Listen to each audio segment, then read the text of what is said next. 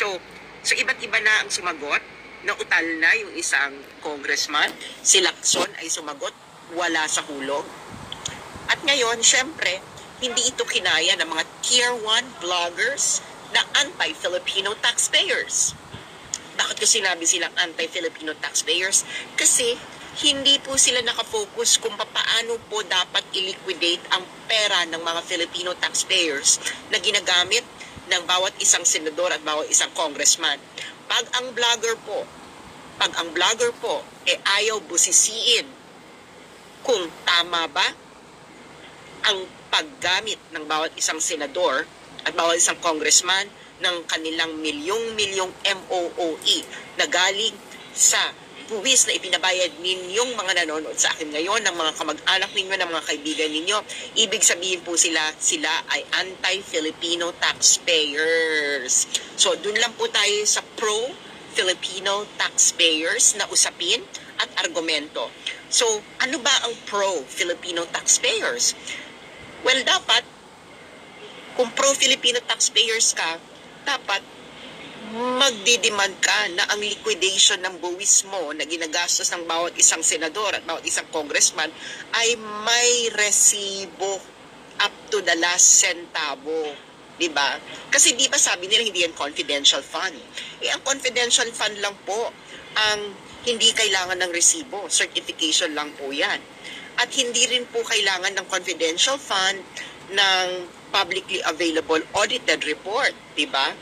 Pero itong MOOE ng bawat isang senador at bawat isang congressman, hindi po yan confidential. Sila rin po nagsabi, nahulog po sila sa bitag ng kanilang sariling kumunoy.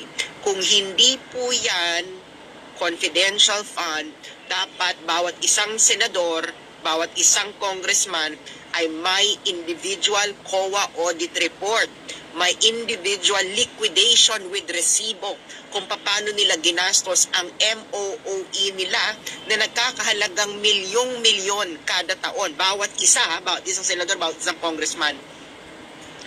So, ang isang congressman aabot ang MOOE niya ng mga 20 million per year.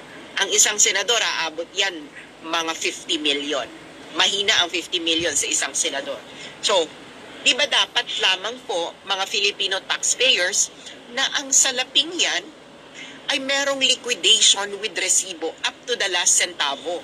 At dapat ang available yan publicly katulad sa US Congress. Kasi sa US Congress po, available po ang kanilang liquidation with resibo. Every quarter, makikita mo doon lahat ng pinapasweldo nila, magkano ang sweldo, pangalan ng pinasweldo, saan ginastos, kahit $1 nakalista. Every centavo is recorded.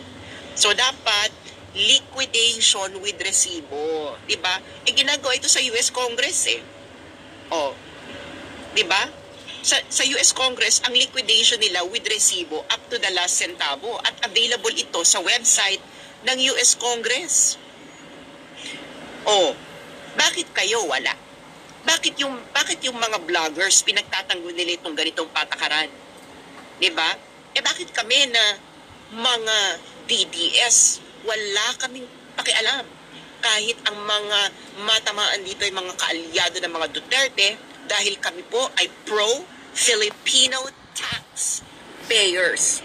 At bilang isang pro-Filipino taxpayers, dapat ang MOOE ng bawat isang senador at bawat isang congressman ay may liquidation with resibo. Katulad sa US Congress, magbigay nga kayo sa amin.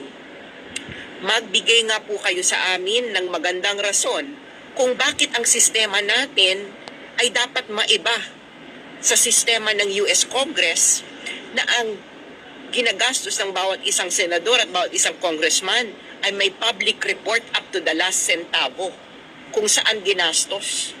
Available yan. Publicly, pumunta kayo sa Statement of Disbursements sa website ng US Congress. So, nandito si Ka Nestor. Si Ka Nestor po ay isang auditor sa State of California. Okay? Auditor. Si Ka Nestor sa State of California. Auditor siya, ha? Sa State of California. Alam niya itong sinasabi ko. Sabi niya, up to the last centavo, supported ng resibo. Kaya itong si Nestor, naloka siya nung nireveal ko na liquidation by certification dahil kakaiba ito. No? Tapos classified pa yung accounting at liquidation ng bawat isang senador at congressman. So, dapat pro-Filipino taxpayers lang po tayo.